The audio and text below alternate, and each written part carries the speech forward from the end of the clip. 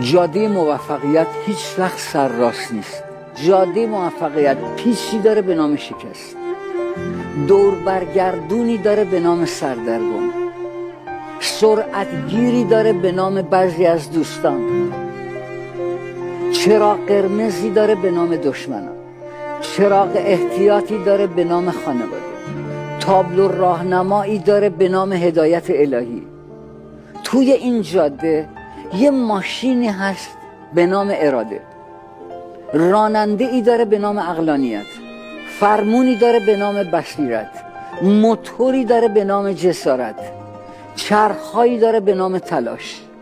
دو تا آینه کوچیک اینقدر رو به عقب داره به نام عبرت، نه حسرت، عبرت.